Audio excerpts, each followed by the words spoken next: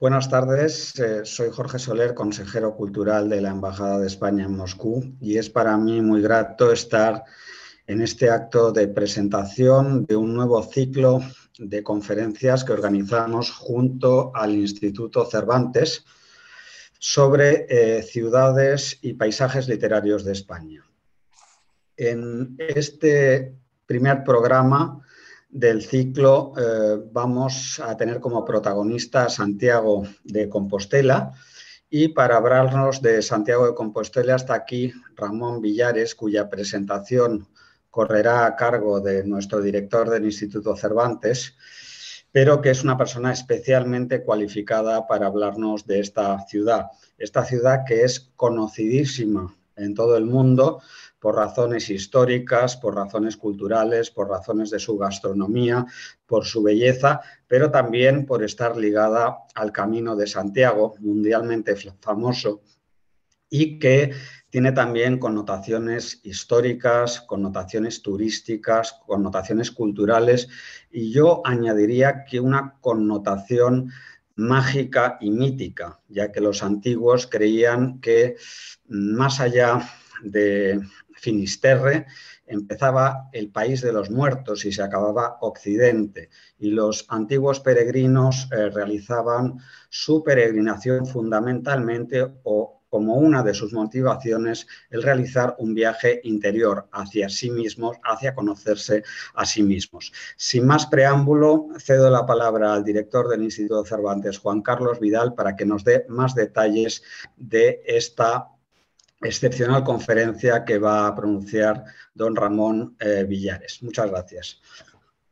Buenas tardes a todos. En primer lugar, dar las gracias a Ramón Villares, una de las personas más importantes de la cultura gallega de la actualidad, y ratificar el compromiso del Instituto Cervantes en seguir realizando en esos tiempos tan difíciles, junto con la Embajada en este caso y en muchos otros, una programación cultural en línea que pueda satisfacer las expectativas del público ruso e incluso también más allá de Rusia.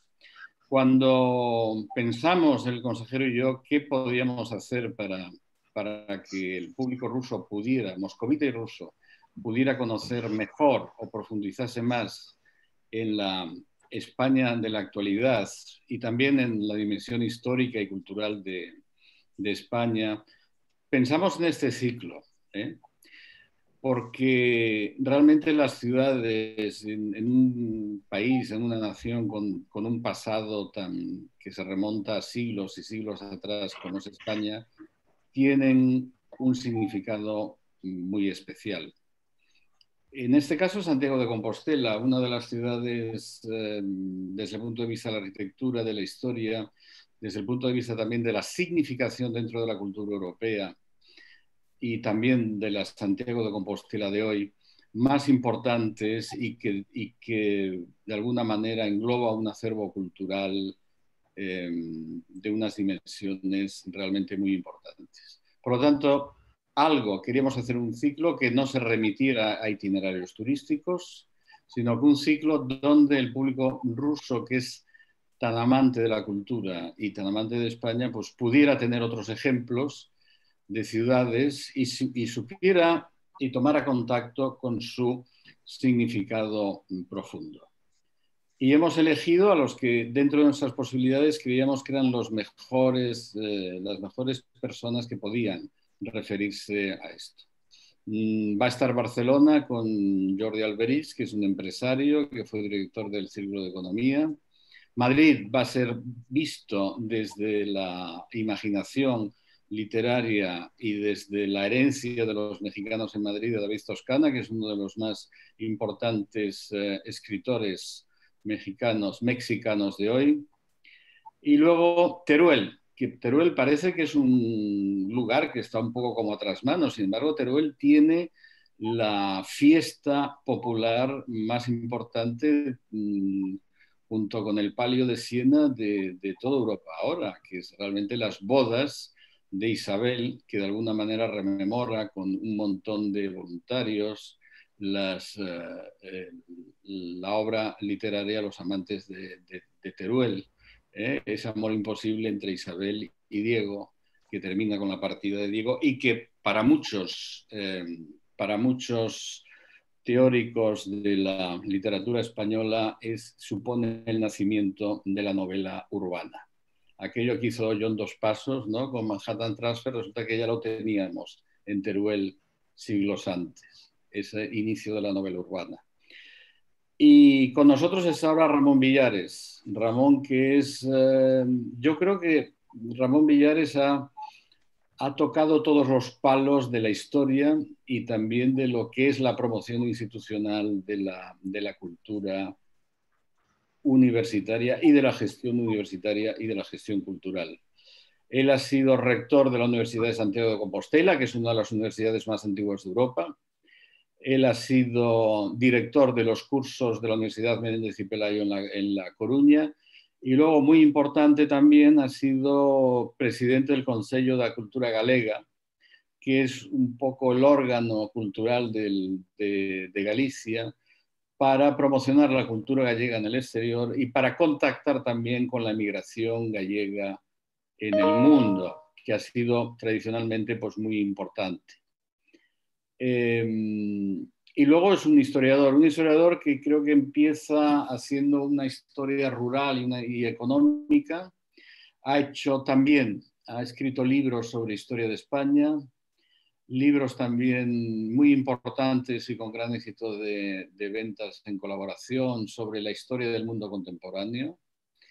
Y ha escrito también, yo creo que es la historia de Galicia, que es la obra más adecuada de divulgación erudita es seria y rigurosa para conocer la historia de su región natal, de su autonomía, Galicia.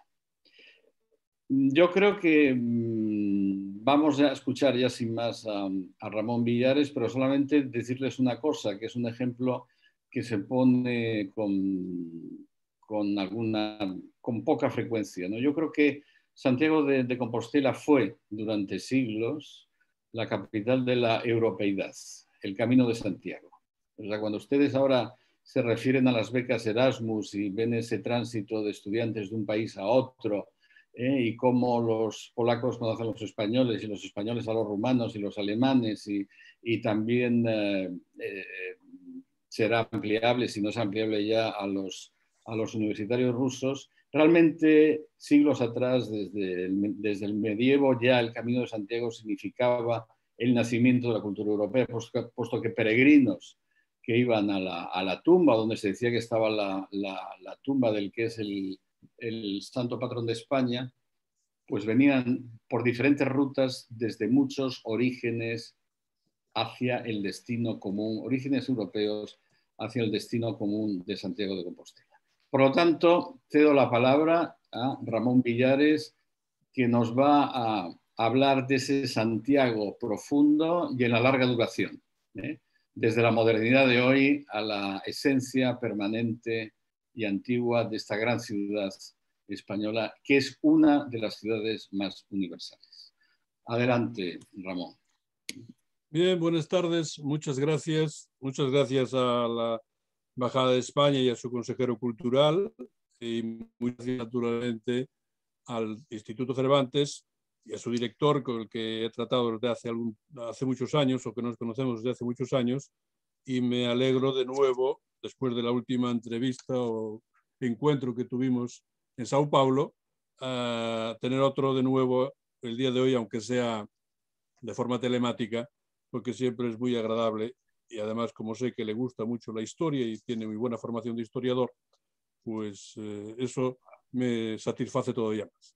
Bien, yo les voy a hablar de lo que me han sugerido, y yo he sugerido también, hablar de la ciudad de Santiago de Compostela, una presentación general de lo que es la ciudad, pero destacando sobre todo sus aspectos que la ligan más a Europa, incluso podríamos decir también a otros continentes, porque es una ciudad joven, como veremos después, pero es una ciudad también que ha tenido, gracias a su irradiación religiosa, y en su peso cultural ha tenido mucha influencia y mucha presencia, primero en el continente europeo, segundo en el continente americano, después del descubrimiento de 1492, porque tanto la Orden de Santiago como el propio nombre de Santiago ha estado presente tanto en las epopeyas conquistadoras y colonizadoras de España o de Castilla como de Portugal, y especialmente de Castilla. Muchas ciudades de América llevan el nombre de Santiago, algunas de ellas, como ustedes saben, capitales de sus propias repúblicas, pongamos Santiago de Chile, otras son importantes como Santiago de Cuba.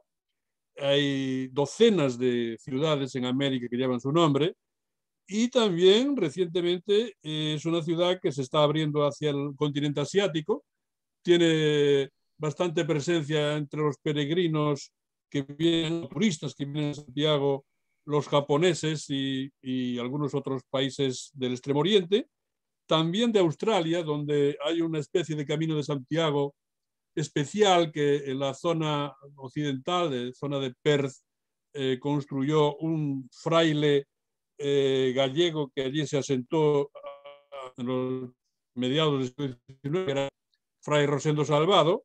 Bueno, y de África, pues quizá de forma negativa, dado el peso de la contraposición entre Santiago y el mundo musulmán, y Santiago entre muchos como figura, como imagen, aparte de ser un apóstol, aparte de ser un peregrino, también ha tenido una imagen bélica como Matamoros, lo cual hoy felizmente está siendo un poco retirado del primer plano, felizmente, de modo que en todo el mundo Santiago es un lugar, una ciudad, creo que bastante conocida. Yo les puedo decir que en mis viajes por distintas partes del mundo, cuando me preguntaban de dónde era, pues si decía que era de Galicia y incluso a veces de España, no quedaba muy claro, pero si les decía que era de una ciudad que tenía un apóstol enterrado, tenía la creencia de que está el apóstol enterrado, que Santiago de Compostela, en realidad era más fácil la presentación. Bien, ya me doy cuenta que esto es una pequeña anécdota dentro de lo que es Santiago, pero en fin, creo que la ciudad tiene muchos perfiles y aquí daré algunos de ellos. Lo primero voy a presentarles la ciudad y para mejor hacerlo pues de una vista aérea, que todos los que construyeron la ciudad nunca pudieron verla así. Nosotros podemos verla en el siglo XX y XXI gracias a ello. Esta es la Catedral de Santiago. Es una catedral que saldrá en más imágenes posteriormente. Aquí la vemos un poco desde su parte trasera, es decir, desde la girola, con una plaza que fue inicialmente muy importante, que es esta que estoy marcando, la Plaza de la Quintana. La plaza era una especie de cementerio de la comunidad cristiana que vivía en Santiago. Esta es la girola y este es el trazado de la catedral, una catedral de peregrinación con un crucero bastante grande y una nave central con 5 partes interiores y una fachada que inicialmente fue románica y hoy es, como veremos más tarde, barroca. Delante de la fachada de la catedral está la Plaza del Obradoiro, que es la plaza hoy casi central, podríamos decir, de la ciudad. Al fondo, este que estoy marcando es un antiguo seminario de confesores que hoy es el lugar de residencia del ayuntamiento, del concejo de Santiago y también de la institución que antes Juan Carlos aludió, que es el Consejo de Cultura Galega. Y en esta parte de la izquierda es la Universidad de Santiago de Compostela, fundada a fines del siglo XV, desarrollada en el siglo XVI. Este edificio es del siglo XVI y, por lo tanto, esto es, digamos, el cogollo, el núcleo de la ciudad. Aquí, más a la derecha, señalo el Palacio de Gelmírez, que era el lugar de residencia del fundador realmente o del engrandecedor de la ciudad de Santiago, y ya el resto es el caserío, es decir, que es la trama urbana con las calles fundamentales de la ciudad. Aquí está señalada especialmente esta. Esta es una calle que hoy parece muy densa en trama urbana, que fue antiguamente un lugar de relación que conectaba la zona de la catedral con una aldea que está allí al fondo que se llamaba Vilar. Por eso se llama Rua do Vilar. Y ya un poco fuera de murallas, este edificio que hoy tiene unos usos administrativos, este otro edificio blanco hoy es un instituto de enseñanza media, pero que fue un centro de referencia para la cultura durante la época moderna, y aquí un espacio polideportivo que ha diseñado un arquitecto alemán, Paul Kleihuis, que realmente es el diálogo de la modernidad con la tradición en Santiago de Compostela. De modo que en el centro la catedral, y la catedral es el centro de una ciudad medieval cuyo núcleo central se llama, lo llamamos normalmente como la almendra. Es tiene una forma un poco ovalada, con un trazado norte-sur más largo y este-oeste más corto, pero en fin, dentro de esto pues están los edificios que les acabo de señalar. Ya como presentación, podríamos decir que aquí también se ve condensada toda la riqueza artística que tiene la ciudad, que casi todos los grandes estilos artísticos, especialmente dos que fueron esencialmente arraigados o que lograron arraigarse en Galicia y en Santiago especialmente, el arte románico y el arte barroco. Aquí luego haré una mención a una idea bastante metafórica pero feliz que define Santiago de Compostela como una joya románica dentro de un estuche, de una caja más grande que es barroca. Y esto es lo que contiene Santiago de Compostela. Una gran cantidad de edificios, una gran variedad de estilos, una trama urbana muy densa, muy concentrada, toda ella de piedra, con mucha lluvia también. Por eso se ha dicho muchos años antes que Santiago es la ciudad donde la lluvia es arte. Era uno de los eslogans turísticos con los que se llamaba Santiago de Compostela, y esto la define de una forma genérica. Naturalmente, hoy la ciudad es mucho más.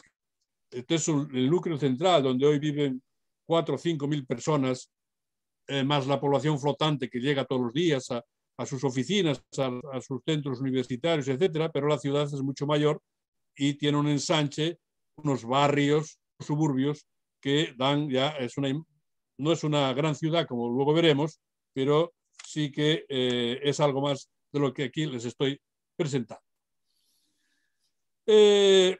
Para dar una pauta de lo que, en síntesis de lo que es esto, les diré que Santiago es una ciudad antigua, pero no tanto.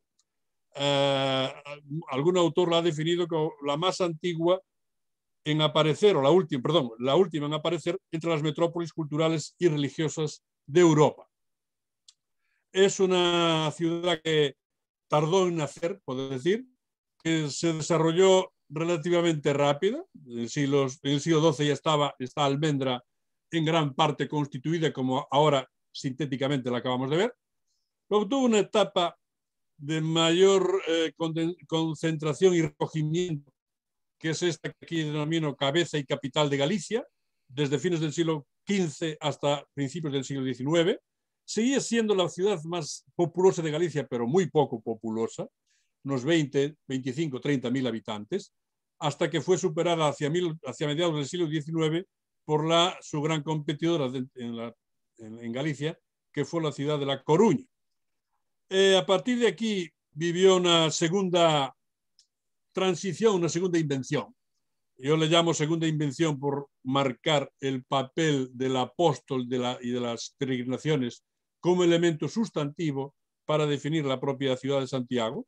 Esta segunda invención tuvo lugar a finales del siglo XIX y es lo que enfoca la ciudad hacia lo que es la ciudad actual, una ciudad turística, una ciudad artística, una ciudad de referencia en Europa y fuera de Europa, pero una ciudad que sigue siendo ahora, en términos demográficos, en unos pocos datos. Santiago es hoy la quinta ciudad de Galicia, después de haber sido 7 siglos o algo más la primera ciudad de Galicia, con 97.000 habitantes, frente a los casi 300.000 de Vigo y los 240 y tantos de Coruña, y muy cerca las dos capitales del interior, Ourense y Lugo. De modo que Santiago ha logrado, digamos, el milagro de crecer y estancarse sin perder rango hacia el exterior, sin perder también capacidad de llamada y capacidad de interpelación hacia otros lugares. Terminaré, les voy a explicar esto brevemente y luego terminaré con referencias un poco más concretas. Una, la medida en que es una ciudad europea, por eso, porque tiene un camino que la ha marcado, y sobre todo al final daré algunas pautas sobre su condición de ciudad también literaria, por los muchos viajeros que la han visitado, los muchos escritores que aquí han estado, están o van a venir, y también por las recreaciones literarias que algunos escritores importantes, aquí sí traeré a colación algunos, ya les puedo avanzar, uno de ellos, la fundadora de la literatura gallega contemporánea, que es Rosalía de Castro, una gran poeta del siglo XIX, gallega y española, porque escribió tanto en lengua gallega como en castellana. Federico García Lorca, un poeta español universal que hizo varios viajes a Galicia, se enamoró de Santiago y publicó, como luego veremos, unos poemas gallegos, de los cuales uno está dedicado a la ciudad de Santiago. Y esto, y luego pues daré unas pinceladas sobre la situación actual de la ciudad y lo que se puede uno encontrar aquí. Bien, lo primero, es una ciudad joven, histórica, es decir, que ha sido la última en aparecer de las grandes metrópolis, pero al propio tiempo su esplendor fue muy rápido y esto la ha convertido en una ciudad de referencia. Aquí pueden ver ustedes este mapa del Reino Suevo.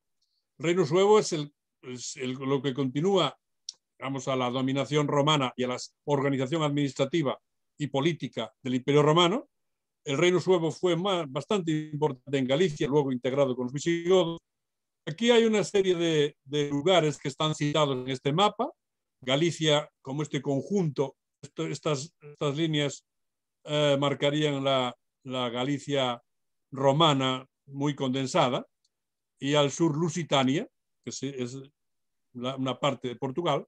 Pero si ustedes buscan una mención de Santiago en todo este mapa, no está.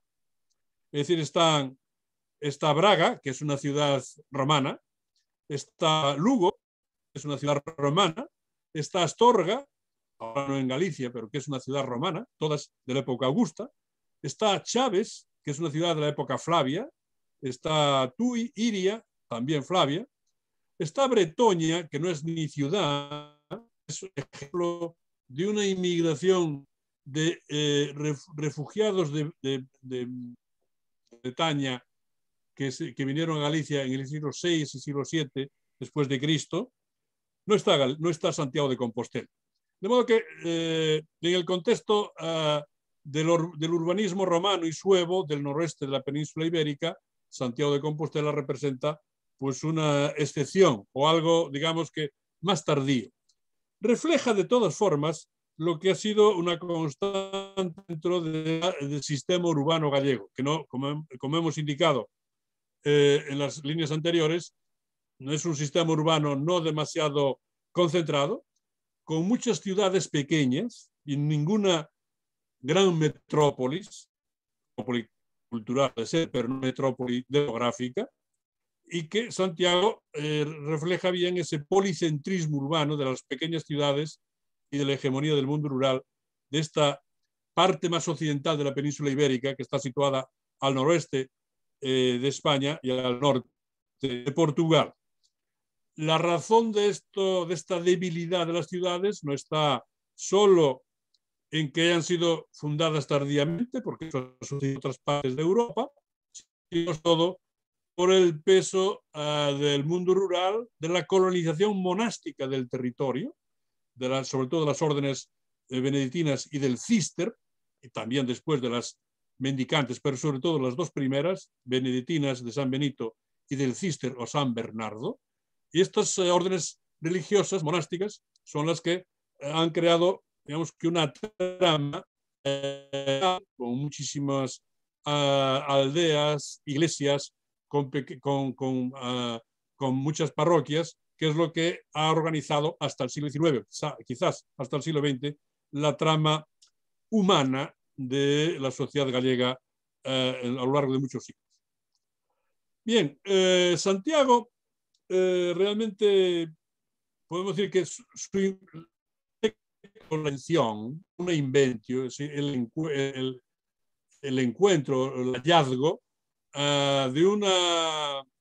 de un supuesto, de un sarcófago que se supone que por las leyendas y por los textos que en el siglo VII y VIII circulaban, podía responder al apóstol Santiago, traído desde Palestina por sus discípulos, pero esta ubicación en una zona que se llamaba la región pequeña al oeste de Santiago, que se llama Maía, que dio origen al santuario dedicado al apóstol Santiago, se hizo en un territorio que tiene un interesante porque excavaciones sucesivas sobre el territorio han demostrado que aquí había no una ciudad romana o sueva, pero sí que había una mansión viaria. Por aquí pasaba un camino, una vía, una de las vías romanas que atravesaban el territorio y que conectaban las tres grandes ciudades de Brácara,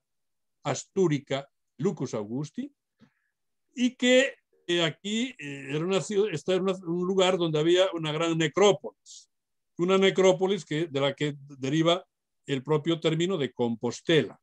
En la acepción vulgar, Compostela se dice que significa campo de la estrella, campus stellae, pero los filólogos han insistido, y creo que con razón, que significa que es un término, un topónimo, que se refiere a una tierra que está compuesta de distintos restos, compósita, y en parte esto parece que está prejuzgando, aunque no hay que ser muy telelogista, está prejuzgando el futuro de esta ciudad de Santiago de Compostela.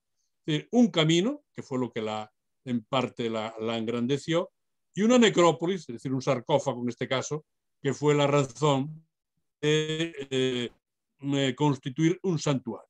De modo que la inventio de la tumba del apóstol, aquí les muestro al obispo de la diócesis, que entonces no estaba en Santiago, no había diócesis, estaba en una ciudad de las que antes hablamos, que se llamaba Iria, y este obispo se llamaba Teodomiro, y aquí está el obispo, el episcopos Teodomiros, descubriendo, ayudado de algunos ángeles guiado por unas luces que estaban sobre este lugar, descubriendo la tumba. La tumba que se le atribuye al apóstol Santiago, que no pasaría quizá de una creencia local del obispo Teodomiro, si no fuera apoyado por el monarca del reino del que está es Asturias, y en este caso Alfonso II el Casto o Alfonso de Asturias. De modo que la inventio puede que tenga algo de azaroso, pero está realizada sobre una tradición, y hay un obispo que se hace cargo de esta, o que protagoniza esta inventio, este hallazgo, y hay un monarca que políticamente lo apoya. Y así va evolucionando durante un par de siglos, constituyéndose un santuario que al final deviene una ciudad. De modo que no es que una ciudad albergue un santuario, que es lo más común en muchos casos europeos y no europeos, sino que es un santuario que... Esto se podría decir en esta frase que aquí que les pongo. El santuario se denominaba en principio Locus Sancti Jacobi, es decir, lugar del santo Santiago, del santo Jacobo, o Jaime, o Jacobs, o como se pueda llamar, que fue evolucionando hacia un centro de peregrinación. Ese centro de peregrinación atrajo peregrinos de fuera.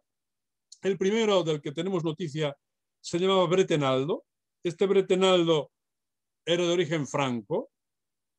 Por eso en Santiago, una de las calles más antiguas que conecta la catedral con los barrios hacia el sur se llama Calle del Franco. Durante la época de la dictadura de Francisco Franco, muchos turistas, otros que no eran turistas, pensaban que esto era una dedicatoria al dictador Francisco Franco, pero no era Francisco Franco, sino que era el Franco. Este Franco reconoce que está instalado in suburbio Patronis Nostri Beati Jacobi Apostoli Predicto Compostela. De modo que el lugar que era digamos, Compostela,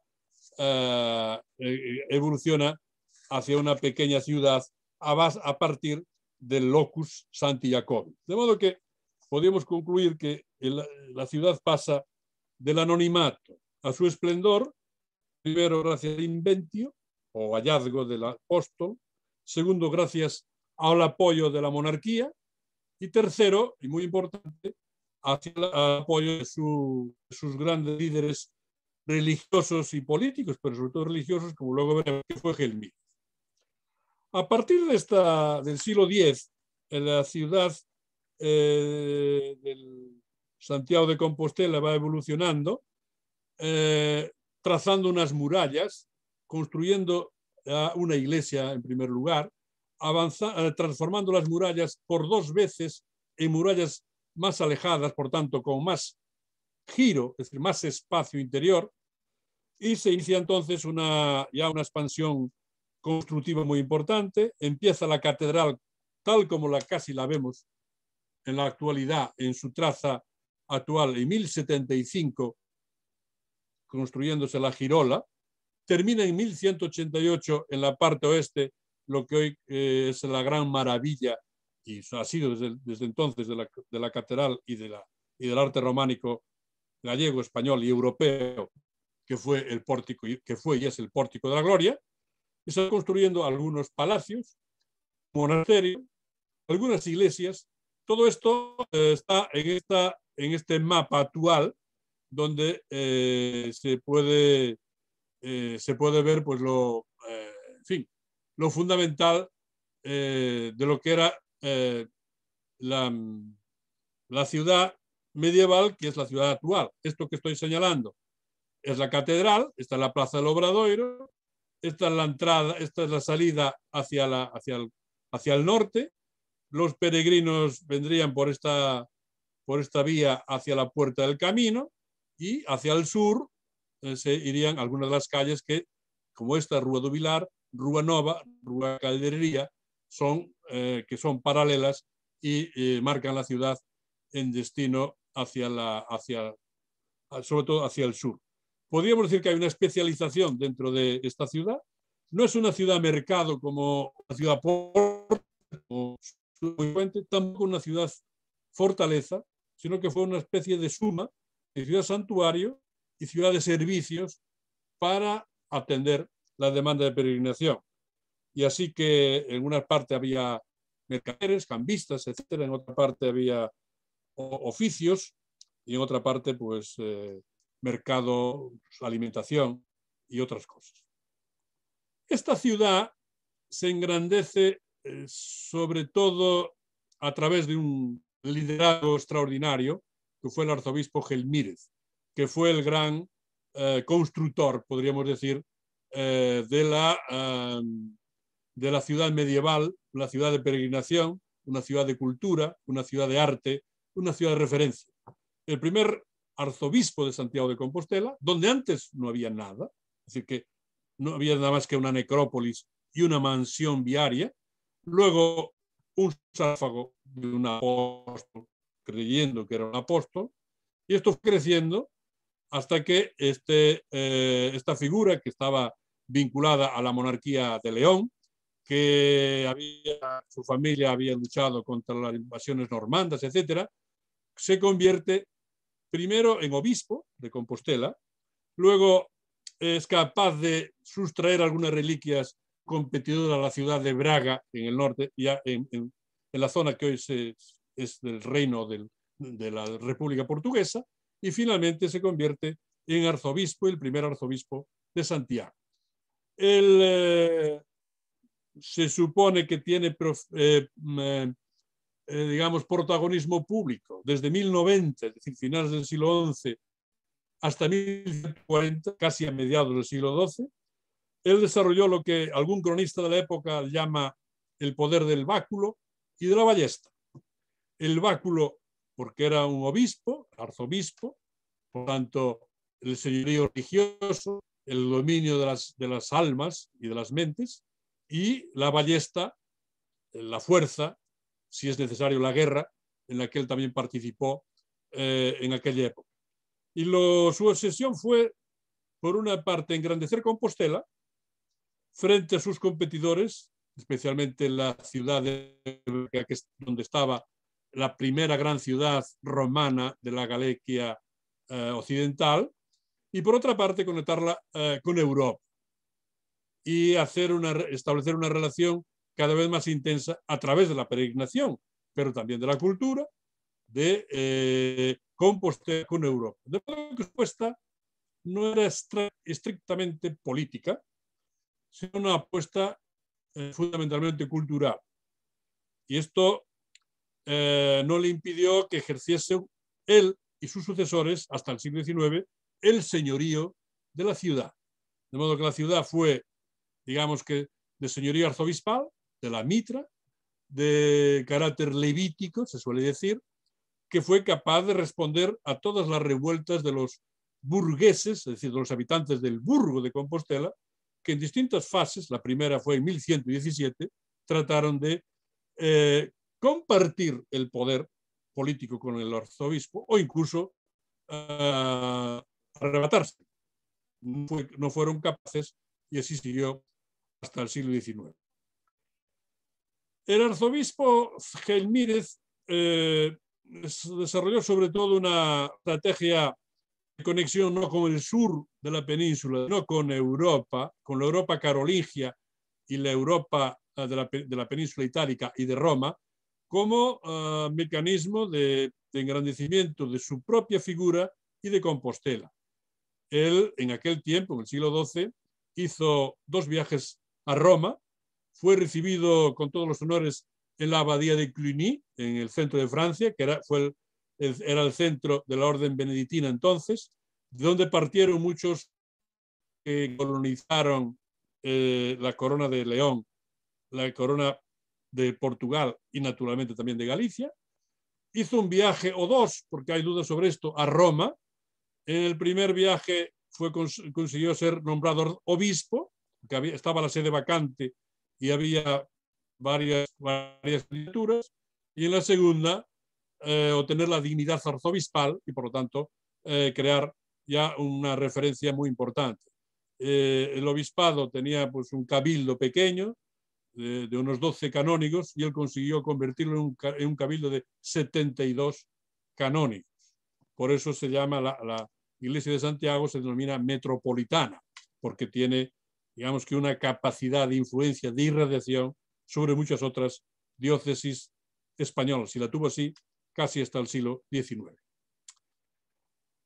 Además de este liderazgo religioso, de apoyo político y de la ventaja de contar con una tumba de un apóstol, lo cual fue muy importante, hubo una parte de Gelmírez y también de otros, se desarrolló una gran operación cultural de dejar constancia de lo que ellos eran, lo que sus gestas, sus hechos, a través de 2 obras fundamentales. Una de ellas es la Historia Compostelana, que narra los hechos atribuidos a Gelmírez, que es una pieza básica de la literatura en latín medieval más importante de Occidente, y otra es el Codex Calixtinus, que es un conjunto de 5 libros de distintos autores.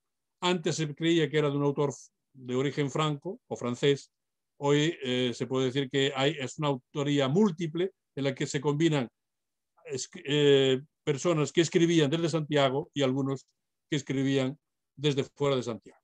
Lo más importante de estos textos, y especialmente del Codex Calixtinus, es que identifica o ayuda a designar, a ponerle nombre a Galicia y a la tierra de los gallegos en comparación con otros pueblos.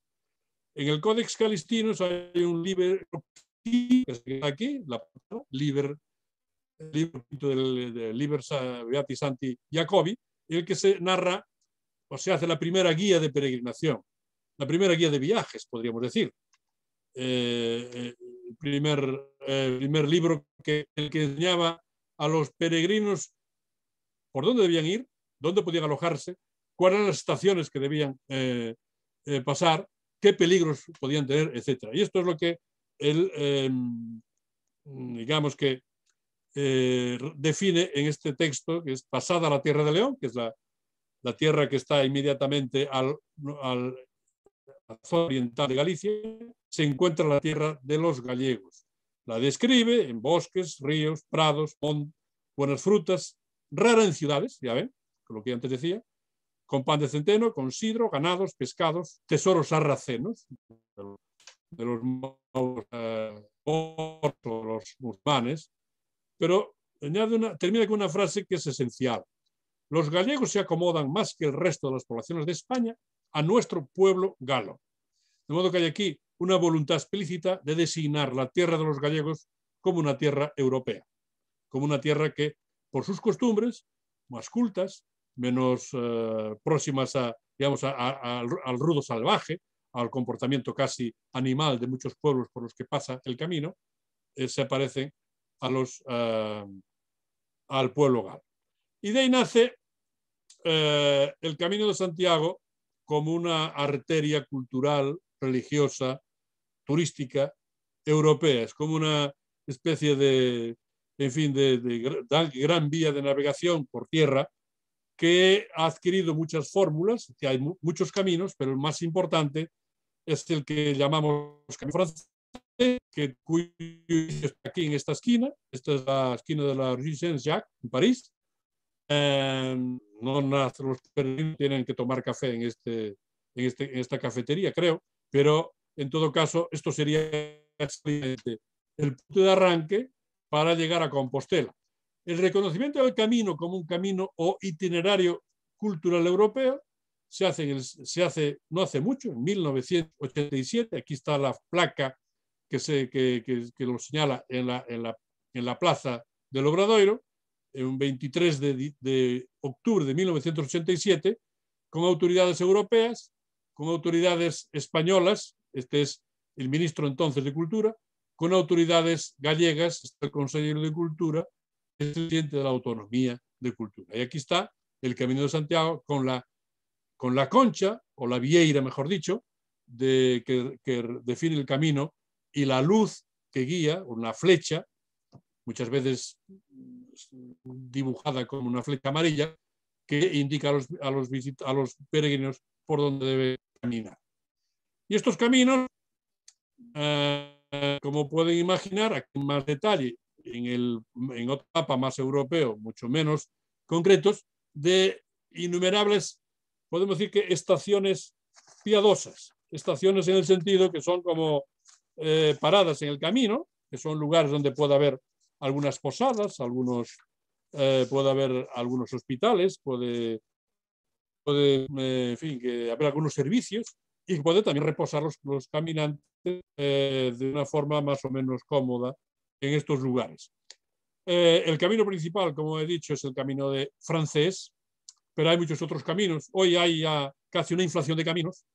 Casi todos ellos son terrestres, desde Europa, el más importante el francés, también el que va al sur de Alemania, el que viene de Italia, que es o bien por Roncesvalles, o bien por San Juan de Piedepuerto, que luego se unen al sur de Navarra y caminan hasta Santiago de Compostela.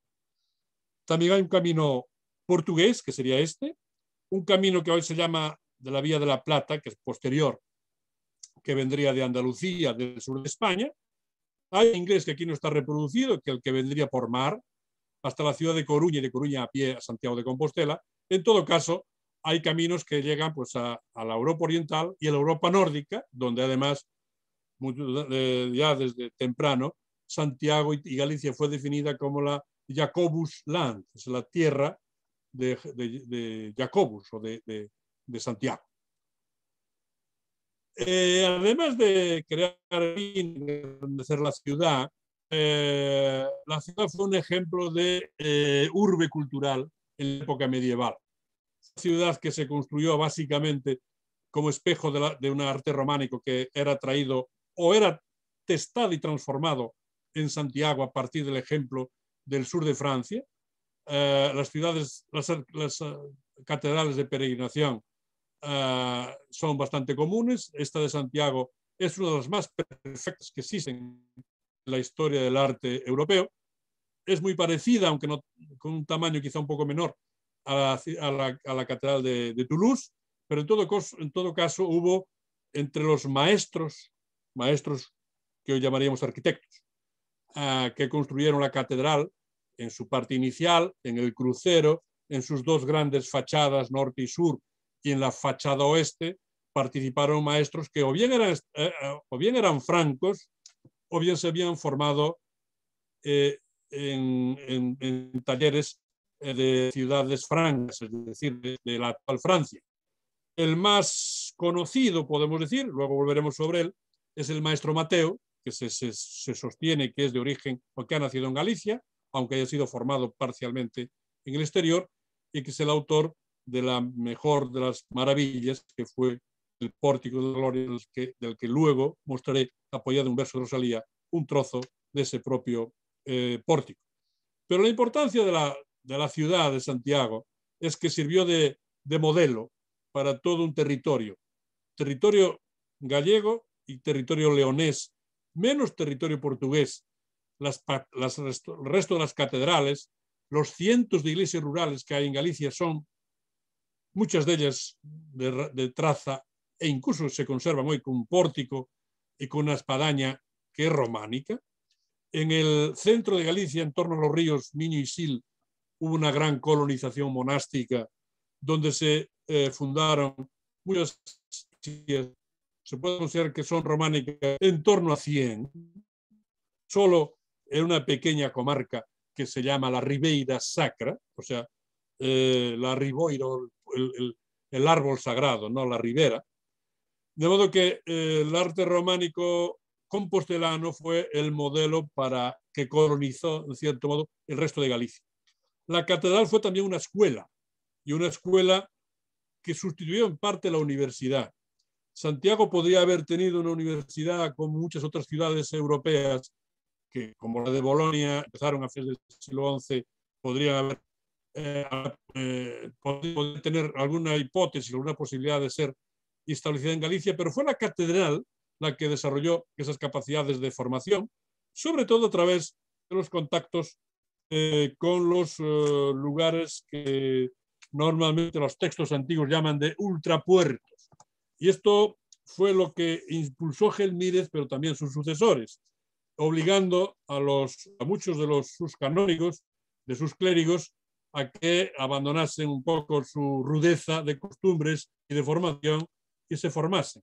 Y se formasen en centros como París, como Toulouse, como Bolonia, como Salamanca, y que algunos quedaron allí siendo profesores y otros volvieron a Santiago de Compostela. Por ejemplo, un historiador del siglo XIX, Manuel Murguía, dice en uno de sus textos dedicados a Santiago de Compostela que los compostelanos entonces atravesaban España y Francia, llegaban a Roma, visitaban Tolosa, Toulouse, Chartres, estudiaban en París, Bolonia y actuaban como trovadores en las principales cortes de la Europa neolatina.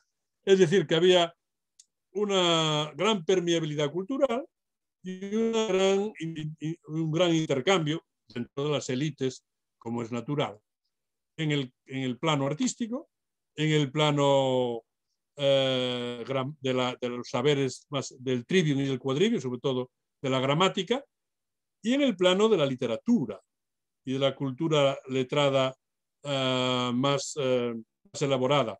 Porque si algo destaca en esta época, en el norte, en Santiago, en la Galicia digamos, actual y en el norte de Portugal, fue que se desarrolló una potentísima escuela literaria en lengua romance que llamamos galaico-portuguesa, que está reunida en distintos cancioneros y que desarrolló unos modelos de cantigas de amor, de amigo y de escarnio que son, digamos, un monumento excepcional de la cultura europea.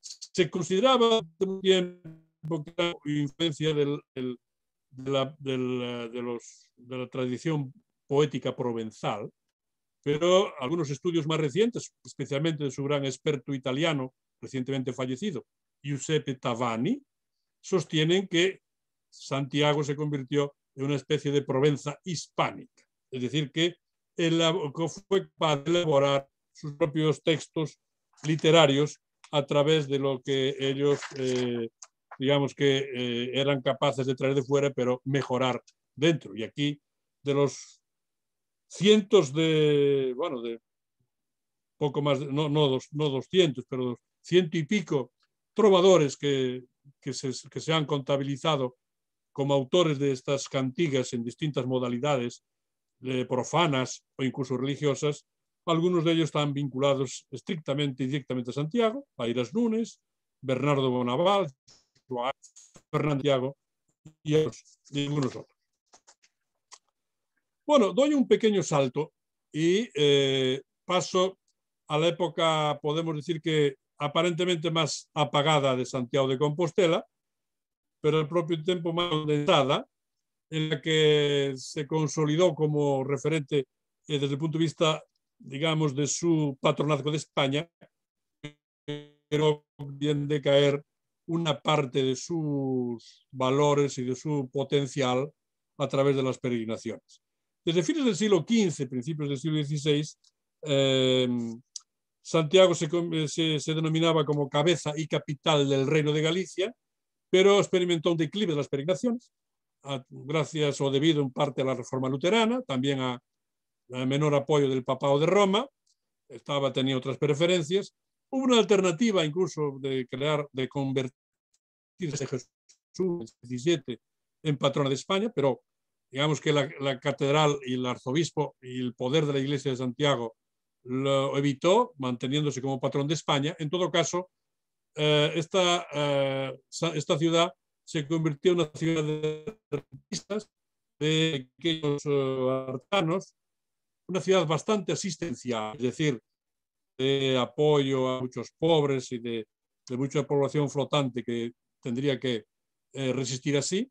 Una ciudad que tenía una catedral y muchas iglesias, 100 campanas, decía un autor del siglo XIX, es decir, 50 campanarios, pero en la que se desarrolló tentativamente al principio y luego ya con un poco más de fuerza, por fin una universidad que fue creada como Estudio Viejo 1495, que luego en el siglo XVI ya estuvo dotada de una sede propia y que se mejoró y transformó, como veremos, en el siglo XVIII.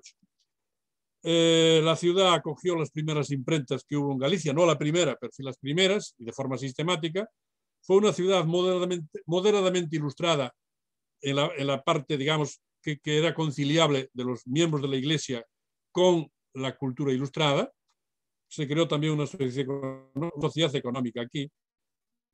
Todo esto no le permitió dar el paso, digamos, al liberalismo en el siglo XIX. La ciudad de Santiago como ciudad universitaria, aunque nace en el siglo XV, se desarrolla a partir de mediados del siglo XVI. Este es el claustro de la universidad actual y el primer edificio de la universidad, que es el de Fonseca, arzobispo, uno de los arzobispos, Alonso Fonseca. En el siglo XVIII experimentó unas reformas bastante notables con el apoyo del rey Fernando VI, rey de la dinastía de los Borbones, y se creó una nueva sede de la universidad que está aquí. Ahora está deteriorada en el sentido que ha sido monumentalizada y ampliada en el siglo XIX, pero esta es la traza original.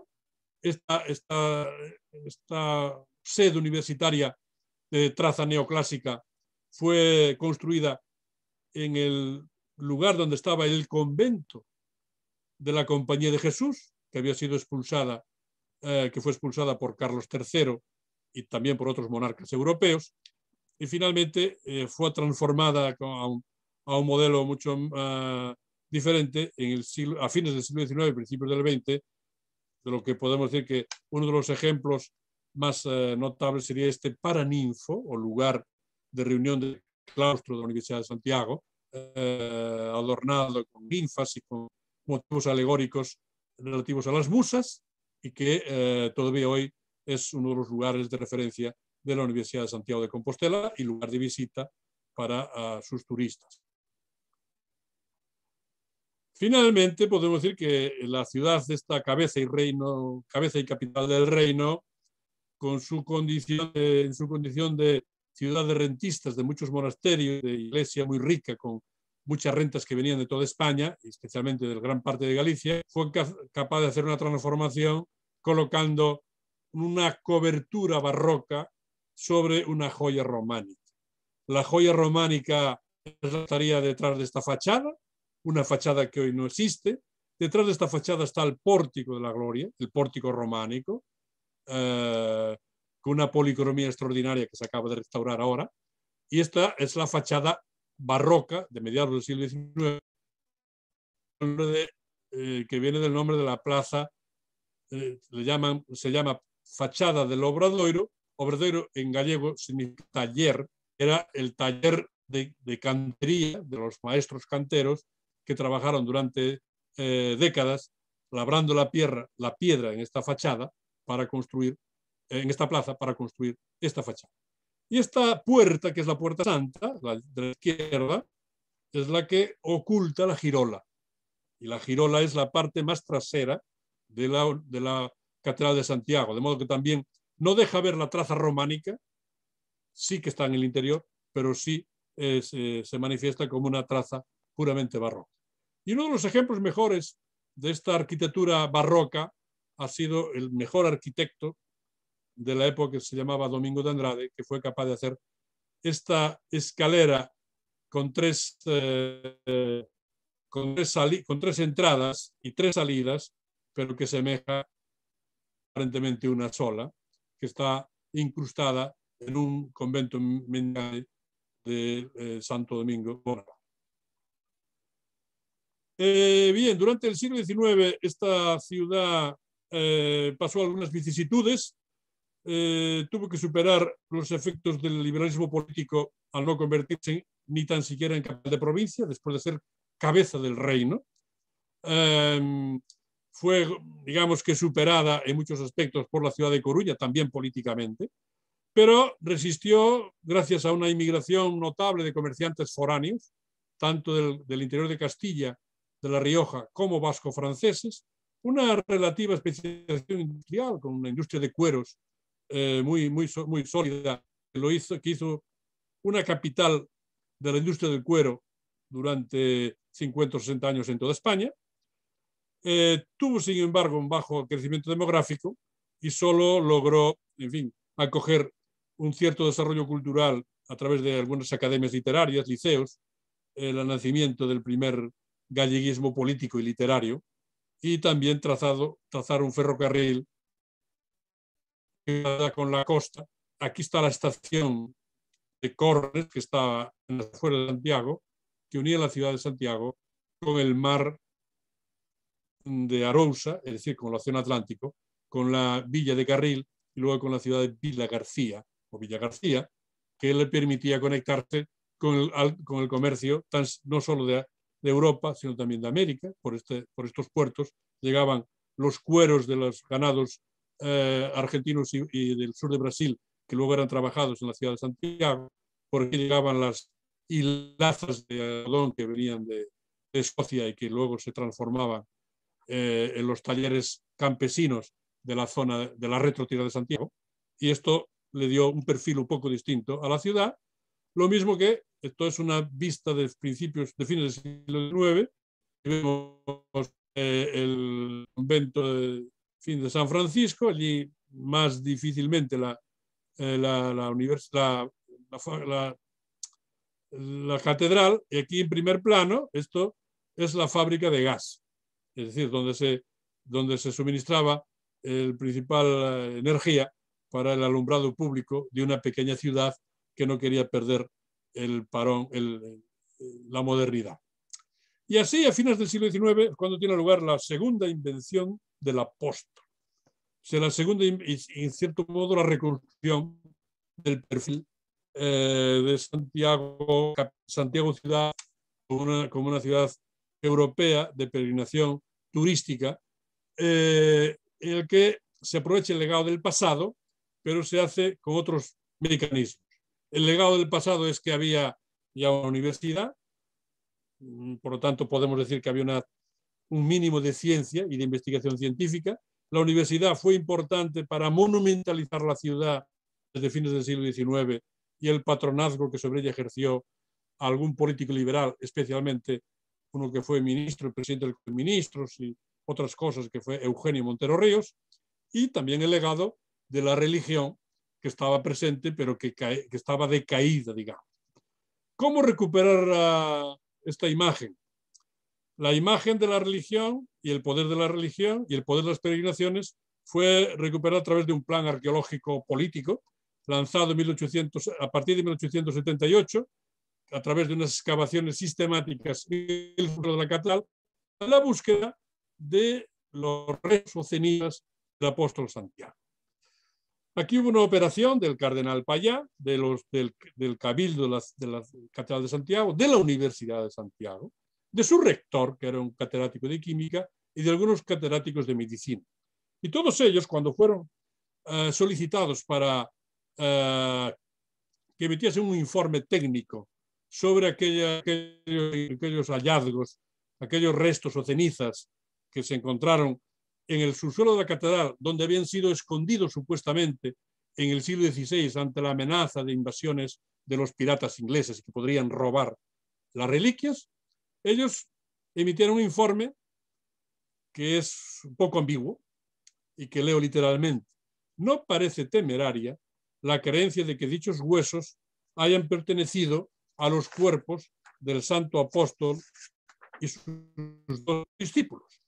Esto lo sostienen tres catedráticos de la universidad, que no se le olvida al arzobispo decir que eran de acreditada religiosidad, lo cual le retira un poco de objetividad, podríamos decir.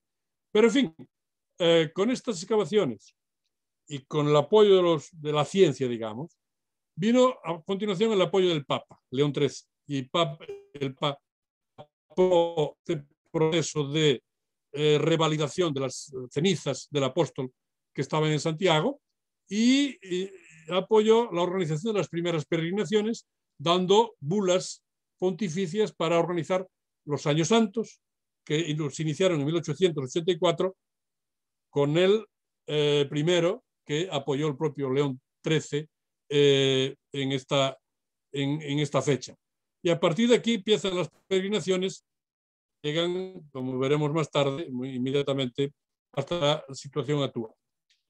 También tuvo una cierta mutación la ciencia, digamos, la herencia científica universitaria, a través de una expansión de la universidad, incluyendo nuevos títulos o cursos universitarios, la conexión con el exterior a través de pensionados o becarios por toda Europa, los Erasmus, los pre-Erasmus que hoy conocemos, que fueron sobre todo a Alemania, pero también a Francia, a Inglaterra y algunos a los Países Bajos o también incluso a Estados Unidos.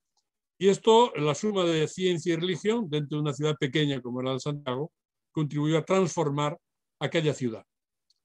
Dos muestras lo pueden ejemplificar. La primera, este local que se llama Biblioteca América, es el local que es el lugar donde se reúnen los libros que regaló un inmigrante gallego en Buenos Aires para engrandecer el patrimonio bibliográfico e incluso científico de la Universidad de Santiago, y para eso se creó la Biblioteca América y para impulsar los estudios americanistas. Estaba vinculado esto a la creación de un nuevo campus de la universidad, lo que se llamó el campus de la residencia. Y también el desarrollo ya de años santos con mecanismos un poco más modernos, con ilustraciones como este cartel de 1927 y demás.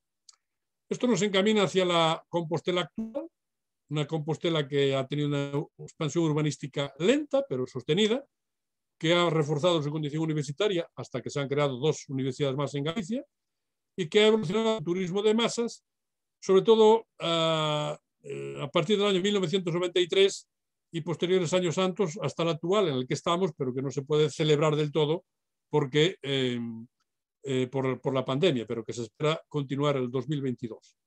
Y el cambio institucional más importante ha sido que Santiago fue convertido en capital política de la autonomía, es decir, de la administración pública, del Parlamento de Galicia y de un equipamiento administrativo muy importante. Las peregrinaciones desde entonces no dejaron de crecer, aunque aquí hay que distinguir entre peregrinos y turistas. Aquí les muestro solo la evolución reciente de las peregrinaciones, es decir, de aquellos peregrinos que vienen normalmente a pie, o en bicicleta, pero en fin, que hacen sus paradas en esas estaciones y que reciben un documento que se llama Compostela. Y estos vemos que desde el año 93 van increciendo constantemente hasta la actualidad, de modo que son unas peregrinaciones que están, digamos que, creciendo, pero que son mucho menores de lo que son los turistas que se llegan a Santiago. Hay más apoyo, en fin, por otras vías, hay más apoyo de recursos de viaje, en fin. El Papa ha venido a Santiago, los papas han venido varias veces a Santiago, aquí está el Papa Wojtyla, Juan Pablo I, el año 88, pero en general ya vemos que como vienen peregrinos de muchos países europeos e incluso americanos. Bueno, lo que se puede encontrar en la ciudad actual, un peregrino, un viajero, etcétera, pues es una ciudad viva. Aquí le muestro una de las puertas de la ciudad donde hay restaurantes, está todo lleno de restaurantes, de bares, etcétera. Y esto a la derecha es el equipamiento cultural más ambicioso que se ha hecho desde fines del siglo XIX, que es la Ciudad de la Cultura, que no se ha acabado, que es diseñado por un arquitecto norteamericano, que aún sin estar acabado, pues constituye un referente para un turista. También otros lugares, como el Palacio de Gelmírez, que es este.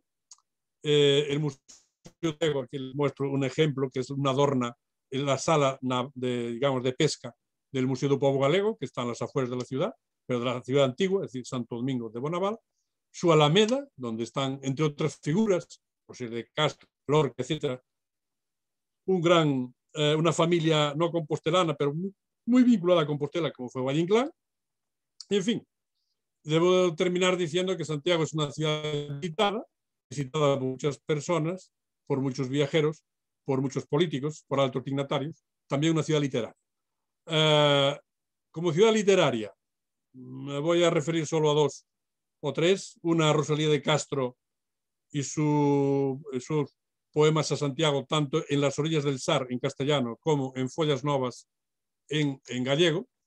He escogido este poema porque está referido al Pórtico de la Gloria y a estos profetas que aquí están, y especialmente, que nos diga, el profeta Daniel.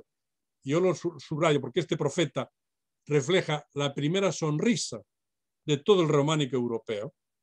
Es decir, una piedra que es capaz, o sea, que un escultor que fue Mateo, su profesión, que fue capaz de expresar sentimientos a través de una escultura en piedra. Este es el profeta Daniel, por eso se habla muchas veces de la sonrisa de Daniel. Y la sonrisa de Daniel es este profeta Daniel. Y ante ellos, Rosalía de Castro dijo: santos apóstoles, vedlos, parece que los labios se mueven, que los labios mueven, que hablan en silencio los unos con los otros, y allí, en la altura del cielo, la música va a comenzar, pues los gloriosos concertistas templan risueños los instrumentos. ¿Estarán vivos? ¿Serán de piedra aquellos semblantes tan verdaderos, aquellas túnicas maravillosas, aquellos ojos llenos de vida. Vosotros habéis hecho, con la ayuda de Dios, el inmortal nombre de Maestro Mateo, que aquí has quedado humildemente arrodillado. Habladme de eso. Pero con esos cabellos tuyos rizos, santo dos croques, calláis. El santo está detrás del dintel, detrás de la columna, mejor dicho, que sostiene este puerto. Otro ejemplo sería un poeta universal, Federico García Lorca, que en sus viajes a Galicia y a través de gallegos con los que trabó amistad, fue capaz de componer 6 poemas. Luego ellos se lo tradujeron más o menos y fue publicado en 1936, poco antes de la Guerra Civil, como 6 poemas gallegos de Federico García Lorca. El primero, que es Madrigal a Santiago, se titula Chove en Santiago meu doce amor, es decir, llueve en Santiago mi dulce amor. Camelia blanca al aire, brilla en tinieblas al sol, llueve en Santiago en la noche oscura, hierbas de plata y de sueño cubren la luna, podemos decir nueva, o vacía, quizá nueva. Mira la lluvia en la calle, lamento de piedra y cristal, mira en el vento esvaído, sombra y ceniza de tu mar, ya lejos del sol, agua de mañana antigua, tiembla en mi corazón. Bueno, esto ya paso, estos también, y finalmente doy algunas, porque creo que ya me he pasado del tiempo, un par de referencias de visitantes ilustres. Por ejemplo, Jorge Luis Borges, que aquí está con Ramón Piñeiro y Esther Vázquez, que era una de sus, digamos, compañeras del escritor argentino. Aquí está García Márquez, que siempre se ufanó de tener una abuela gallega y que él cree que los cuentos que le contaba de Macondo estaban inspirados, supuestamente, en su tradición galaica. Y dos escritores contemporáneos, uno español de origen gallego, Gonzalo Torrente Ballester, que es este, y el portugués José Saramago.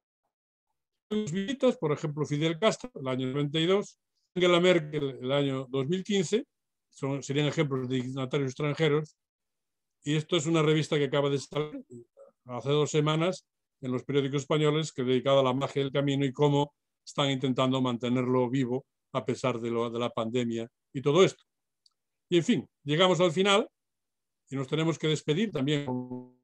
El peregrino llega con su concha, con su borla, con su cruz, con su mochila, al Monte del Gozo, desde el que ve las torres de la Catedral de Santiago. Es la primera alegría o la gran alegría que el peregrino experimenta.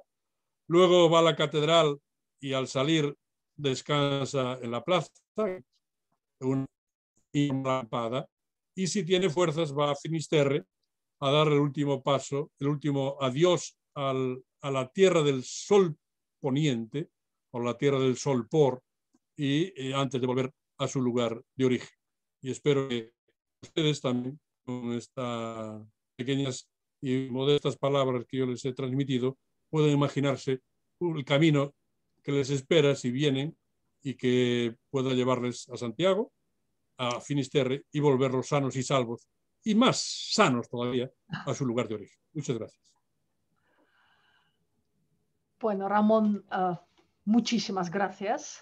Estamos recibiendo aquí, de momento, en vez de preguntas, solo reacciones. Qué maravilla, qué interesante. Echo de menos los viajes a Santiago. Entonces, espero que haya algún tipo de preguntas. Por nuestra parte, realmente ha sido un comienzo glorioso de nuestro ciclo viajes culturales por las ciudades de España, y realmente se ve todo el substrato de una vida dedicada a Galicia y a Santiago para sumergirnos en esta ciudad de tal manera en un tiempo tan corto. Gracias, Ramón. A ustedes. A ver si tenemos alguna pregunta. De momento.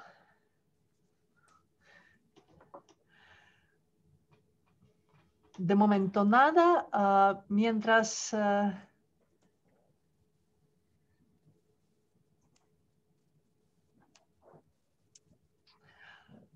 nos preguntan sobre la gastronomía de Santiago. ¿Es verdad que conforme la gente va acercándose al final del camino, todo el mundo espere Mellide con sus pulpos, etcétera, etcétera? Entonces, el papel de la gastronomía en el cuadro cultural de Santiago. No sé si podrías comentar algo. Sí, sí, puedo, sí, sí. Bueno, primero, la gastronomía está presente desde la época medieval, incluso esculpida en piedra. Uno de los platos más originales de Galicia es la empanada. La empanada podemos decirlo gráficamente, es como una pizza, pero con una tapa cubierta, de modo que no es solo una parte de masa, una masa de pan que con un condimento y con una guarnición sobre ella, sino que se debe hacer con una tapa y en el horno. Esto está en el Palacio de Gelmírez, ya en piedra, esculpido, donde arrastramos la tradición de las empanadas, que pueden hacerse de casi todo, es decir, pueden hacerse de pescado, de carne, de verduras, también de pescados. Pueden ser las más conocidas, pues son las de sardinas, que aquí llamamos chouvas, las de congrio, que son especialmente buenas, las de lamprea, que son especialmente fuertes y son, pueden ser de carne, de conejo, en fin, de pollo, de racho, que es el filete de cerdo, en fin, tantas cosas. El otro plato muy santiagués es el pulpo. El pulpo tiene que ver con las ferias, tiene que ver también con la tradición de colgar el pulpo y ser secado, porque el pulpo antes del congelado había que mazarlo, es decir, que había que romper su propia estructura interna para poder ser comestible, porque si no era muy duro, y entonces debía ser mazado y colgado y secado, y el pulpo es una comida muy antigua también, porque algunos monasterios recibían congrios, sardinas, pulpo como rentas. Los dulces son propios de una ciudad también de monjas, de frailes y de iglesia. Hay una tarta de Santiago que es especialmente famosa, de almendra. Hay que decir que los dulces gallegos más conocidos son de almendra, y aquí no se produce almendra, no hay almendros, apenas hay almendros, pero se importan a través de los comerciantes que vienen de Lucía, de Castilla, etc. Pasa lo mismo con Portugal, que el plato nacional es el bacalao, pero no hay bacalao considerable en las costas portuguesas, lo importan, y ahora es portugués, o hace muchos años que es portugués. Y aparte de esto, pues la gastronomía de Santiago, hay mucha oferta, hay muchos restaurantes.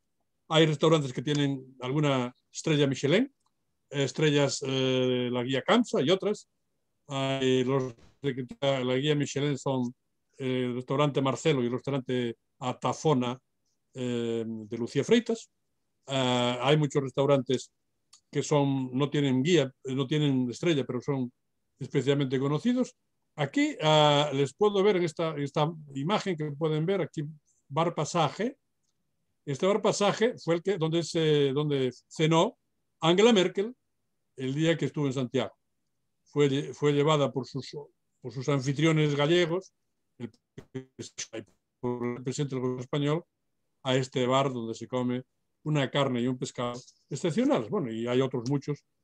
Muestro este porque es el que está en la fotografía, no porque, aunque yo lo conozco y soy cliente, no quiere decir que sea el único que existe en Santiago de Compostela. Aparte de eso, de la gastronomía, hay una secular oferta de buenos vinos. Santiago tiene buena relación con las zonas productoras de vinos, especialmente con la zona de Ribeiro, la zona del interior de Galicia. Había rutas de importación de vino, una especialización de muchos productores de vino del Ribeiro que se asentaban en Santiago de Compostela y abrían sus tabernas, traían sus vinos y los servían a los estudiantes, que eran los que en aquel entonces principales consumidores de este tipo de vino. Y decía Cunqueiro, con esto termino, que el vino en Santiago sabía diferente a otros lugares, porque estaba en sus barricas grandes y en Santiago hay una torre del reloj que está movida, que suena una campana que es muy importante, la berenguela, y esa campana es muy fuerte. Y la imaginación del escritor Cunqueiro decía que un tañido de esa campana había sensiblemente el vino y por lo tanto le daba otro sabor, otro bouquet, y esto es lo que daba, en fin, según él, una importancia excepcional a los vinos que se bebían en Santiago. Друзья, еще хотелось бы поблагодарить школу испанского языка Hispánica.ru за помощь в трансляции. Y vamos a seguir con las preguntas. Aquí tenemos una pregunta sobre el estado del idioma gallego. ¿Se habla, no se habla? ¿Existen realmente nuevas creaciones literarias? Hemos visto los poemas de Lorca escritos en gallego. Y, por cierto, Rosalía de Castro también está muy bien traducida al ruso y hay un libro editado por la editorial Rudomino no hace mucho tiempo. Pero, ¿qué tal está la literatura en gallego actual? Bueno, la literatura está bastante bien. Y hay muchos escritores, sobre todo muchos y muchas poetas. La lengua está en una situación indecisa, podríamos decir. Ha habido una recuperación popular, institucional y también literaria, especialmente desde la autonomía, pero en general todo el siglo XX. Esta recuperación ha permitido que se haya convertido una lengua campesina y popular en una lengua culta, que algunos autores pensaban que debía asimilarse o disolverse en el portugués, pero en general se ha impuesto la idea de que tiene que pervivir como lengua propia y autónoma y específica de Galicia. ¿Cómo está ahora de hablado? Pues está más o menos la mitad. La mitad de la población la habla, la entiende mucho más que la mitad. Lo escribe quizá un poco menos. Hay una parte de la enseñanza que se realiza como lengua vehicular en lengua gallega. La vida pública, el Parlamento, en la discusión política, en la universidad, se emplea la lengua gallega desde un 25 hacia un 30 o 40 y a veces un 50%. No es hegemónica, pero creo que Galicia por muchos años será un lugar de dos lenguas, del empleo de dos lenguas, de un modo casi informal y combinado. Algunos dicen un bilingüismo armónico. Yo no creo que el bilingüismo pueda ser armónico, puede ser individualmente, pero no colectivamente. En todo caso, la transmisión generacional está padeciendo un poco, está bajando. Hoy hablan más la lengua gallega aquellos que no la han estudiado que aquellos que la han estudiado en el sistema educativo primario y secundario. Es decir, que las generaciones que están hoy hasta los 30, 40 años en la práctica de hablar, pero no el conocimiento. Lo conoce todo el mundo, pero no siempre lo emplea o lo habla. En cambio, de los, digamos, segmentos demográficos de 50 hacia arriba, el gallego es más hegemónico, digamos. De modo que la literatura creo que está bien, está mejor quizá que la lengua. Hay muchos escritores, algunos en fin, muy conocidos en la actualidad. Citar a Manuel Rivas, a Suso de Toro, a poetas como Yolanda Castaño, Emma Pedreira, a Olga Novo, algunos a Méndez Ferrín como poeta y como escritor, algunos ya muertos como Carlos Casares, desde luego a clásicos que los he oído, pero que ya se han muerto, como por ejemplo Álvaro Cunqueiro, que fue una maravilla en la escritura del siglo XX. Y bien, yo pertenezco a la Real Academia Gallega que en general casi podemos decir que es Academia de la Lengua, y allí hay muy buenos filólogos y muy buenos escritores y escritoras en lengua gallega, de modo que al menos esto no es una práctica cultural, digamos que individual o un poco satélitaria, no, es bastante general, es bastante normalizada, lo que no está al nivel de un 100%, ¿no? Es decir, que no solo se habla gallego, se habla castellano, hay una parte pequeña que habla portugués, el portugués está avanzando un poco en el sistema educativo, y hay la lengua franca, que es el inglés. Pero como en español, en la España, el español, como es una lengua bastante general, no es como los países del norte de Europa, países pequeños de la mitad de Europa, que tienen su lengua propia y el inglés para relacionarse con el exterior, aquí el inglés quizá padece un poco más, pero también está muy presente. Bueno, muchas gracias. Y dos últimas preguntas. Primera es fácil. ¿Qué ruta del Camino de Santiago podría recomendar a los principiantes? Entonces, si un amigo quiere empezar el camino, ¿por dónde? Sí, bueno, el camino no se puede hacer entero. Es decir, que hay que hacerlo por partes si es a pie. Yo creo que para comenzar lo más cómodo sería hacer o bien una ruta desde Roncesvalles hasta La Rioja más o menos, al principio, o si no la ruta gallega. Es decir, venir en tren, en avión, lo que sea, y hacer desde los Montes de León hasta Santiago, que eso es 10-12 días, cómodamente, y luego volverse en avión. Si se va a Finisterre, todavía 3 días de ida y 3 días de vuelta, o más, porque Finisterre son como 100 kilómetros casi. Es decir, que lo ideal es hacer unos 25 o 30 diarios, y luego descansar y hacer un poco de turismo y ver a las estaciones y hacer convivencia con otros peregrinos o con los compañeros de ruta. Hay gente que la hace por partes, por ejemplo, empezando en Francia y haciéndola cada año un trozo. O se hacen otras. Ahora está muy en boga la ruta portuguesa, el camino portugués. Se hace desde Braga, por ejemplo, es hacer pues unas vacaciones de Braga a Santiago, que son como 300, 200 y tal kilómetros. En fin, que yo escogería desde la ruta portuguesa o la ruta del Bierzo y gallega como el principio. O si con la idea de hacerla toda, pues empezar al menos en Roncesvalles. Si es en París, pues mucho mejor. Y si es en Cracovia, pues, todavía mejor. Pero en fin, eso va a gusto de cada uno, ¿no? Y también una pregunta sobre la ciudad de culturas. Entonces, si finalmente será acabada y cuando se acabe, ¿qué uso se dará a este edificio monumental? Bueno, está claro que los típicos, pero si hay alguna diferencia pensada en el relleno de este edificio. Pues me temo que yo no lo voy a ver acabado, no voy a verla acabada. Aunque yo participé un poco cuando se estaba construyendo en dar algunas ideas para su contenido, por ejemplo, para el museo, que estaba pensado en una historia de Galicia, pero luego él nos dedicó eso. Y yo creo que quedaron 2 grandes edificios sin hacer, especialmente uno que era muy importante, que era la ópera. Esos 2 edificios no se harán ya, espero.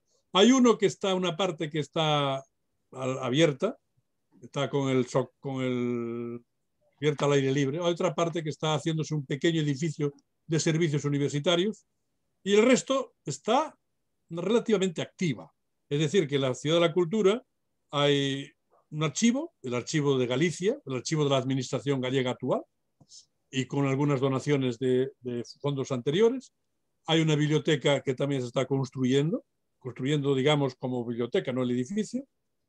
Hay una hemeroteca relativamente corta. Hay luego algunos servicios de nuevas tecnologías hay un museo, pero no es un museo de historia, sino es un museo de exposiciones temporales, y hay un espacio para actividades en fin, literarias, de visitas, en fin, que también para los niños, para los chicos, en fin, que está viva, cada vez más viva. Lo que pasa es que está un poco lejos de la ciudad, no está todavía bien conectada con la ciudad, pero en fin, ahora está conectada con la autopista.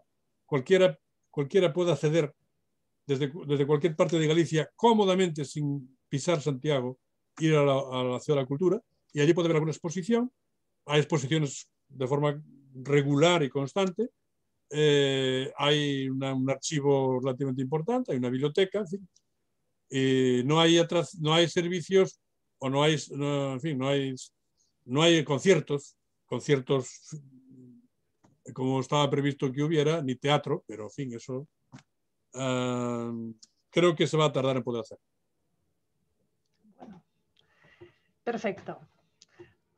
Muchísimas gracias. Y realmente la Universidad de Santiago ha tenido suerte con su rector, y el Instituto Cervantes de Moscú y la Embajada de España con el primer ponente del ciclo Paisajes Culturales de España. Os animamos a todos a seguir la programación del Instituto Cervantes en nuestro sitio web, en las redes sociales. Tenemos muchas actividades interesantísimas previstas para el mes de mayo. Seguir con el ciclo de ciudades. La próxima conferencia será sobre Barcelona. Y agradecer una vez más a Ramón Lillares por la magnífica conferencia, a Hispánica.ru por el apoyo técnico, y la Embajada de España y el Instituto Cervantes agradecen a todos los que participaron en esta conferencia por interesarse, por querer a España y por profundizar sus conocimientos. Gracias.